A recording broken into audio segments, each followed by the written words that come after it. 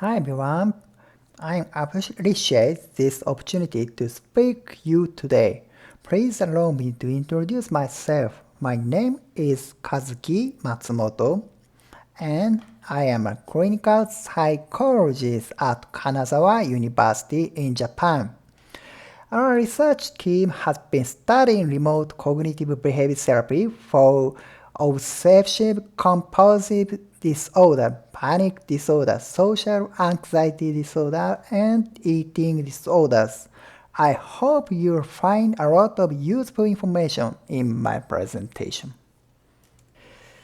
I'm here to talk about telepsychotherapy and telecare. Currently, the world is still dealing with the COVID pandemic. I often sterilize with alcohol to prevent infection. And in Japan, it is almost mandatory to wear a mask beyond the personal level in the medical care field as well.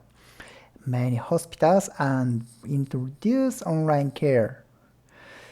However, it is not easy to respond immediately to this increased demand for online care that has grown exponentially over the last year and a half. So, in this presentation, I would like to talk about the implementation of remote psychotherapy. This is the outline of my presentation. Today, I shall cover these key points. I'll begin with video conference therapy. Then, I will provide some information on internet intervention. And finally, I will conclude with how to provide remote psychotherapy. Before I begin, I would like to speak about the current public health crisis, that is, the COVID-19 pandemic. COVID-19 caused by SARS-CoV-2 is highly infectious and has been affecting people around the world. In medical institutions and welfare facilities, infection prevention measures are taken by reducing the frequency of patient visits and maintaining interpersonal distance. However, there are occupations in which exposure to patients is unavoidable. This includes medical staff such as nurses, doctors, clinical psychologists, etc. When providing counseling or psychotherapy in psychiatry practice, it is common to have a face-to-face conversation with the patient for at least 30 minutes.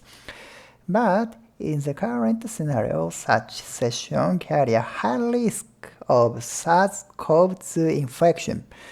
This is the time we consider remote intubation. Many seminars and conferences on remote care are being held in various places. This trend reflects the growing expectations and interest in remote intubation approaches. Even in Japan, people ask me about remote medical care. The questions raised can be summarized as follows. 1. Is remote psychotherapy feasible? 2. Is remote psychotherapy effective in improving symptoms? 3. How can we implement remote psychotherapy? I'll answer these questions one by one on the basis of our research result. So, the first question is remote psychotherapy feasible? The answer is yes. In order to check the feasibility of remote psychotherapy, we conduct a clinical trial for video conference delivered cognitive behavior therapy for anxiety disorders in Japan. The study period was April 2017 to March 2018. The participants were 30 patients with obsessive compulsive disorder, panic disorder, and social anxiety disorders. Cisco WebEx was used to provide the video conference cognitive behavior therapy.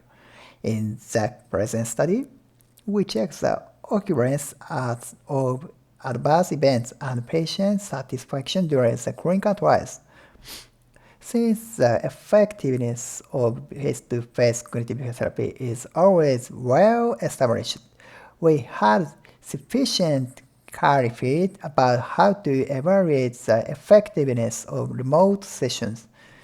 Basically, we judged the safety and usability of remote psychotherapy by monitoring the patient who received the video conference care. The objective of this study was to verify safety by observing whether adverse events occur and to assess patient level of satisfaction with the new intubation method. Now, I'll present the result of this clinical trial. There was one serious adverse event, that is, a relapse of a major depressive disorder was confirmed in a young man with social anxiety disorder. He had a history of major depressive disorder. Other unfavorable effects of our mind, that is, fatigue and headache, were reported in 2 female patients.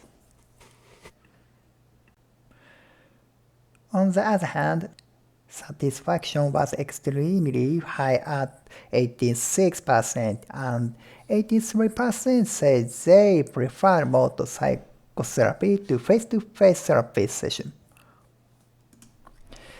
This clinical trial was a single-arm trial with no control group, so when the change in clinical symptoms before and after the intubation were analyzed using the paired t-test within the group, the results showed that the clinical symptoms had significantly reduced. From these results, we conclude that remote psychotherapy is sufficiently feasible. Next, let's talk about the effectiveness of remote psychotherapy. Not many clinical trials have been conducted compared the effectiveness of remote psychotherapy to traditional face-to-face treatment. We conducted a meta-analysis, which is a research design that integrates limited knowledge and estimates the overall effect size. The result can be seen on the side. We conduct a meta-analysis on the effect of randomized controlled trials. Compare cognitive behavioral therapy provides through a video conference system to control such as treatment as usual, waiting list, or attention training for people with mental illness. The results of the meta-analysis pointed to a moderate effects. In other words, psychotherapy using the video conferencing system, especially for cognitive behavior therapy, was found to be effective for mental disorders. This answers the second question: is remote psychotherapy effective in improving symptoms? By now, some of you might have developed some interest in the topic of psychotherapy via the internet. Some of you may even have tried to do an online search for a paper on remote psychotherapy while listening to this presentation.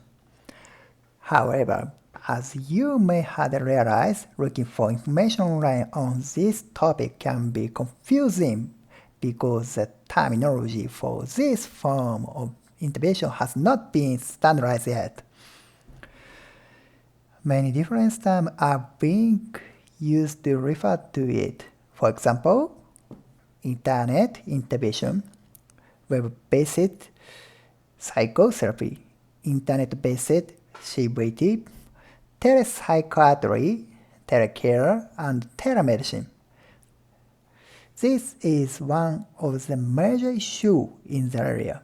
If you want to look up intubations that use web-based program, try use term internet-based intubation. If you want to look up intubation conducted via video conferencing, use a term like video conference therapy, intubation via video conferencing, or video conference delivered psychotherapy. Yet, please note that psychotherapy video conference has a relatively short history, and psychotherapy via the internet, named as internet-based intubation, is most researched. Psychotherapy via the internet saves a lot of time for both the patients and the therapist.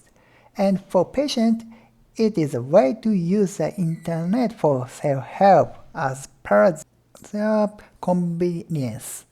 So now we will talk about the effects of internet intubation, which is less resource intensive in terms of time and money. Psychotherapy via the internet has already been validated for many mental illness, and a recent meta-analysis has demonstrated significantly efficacy for depression and anxiety. This figure is a forest plot of the effect size of internet intubation for depression. The overall effect size is 1.18. In other words, the results show that the depressive symptom can be significantly improved. But can internet intubation be implemented during the COVID-19 pandemic?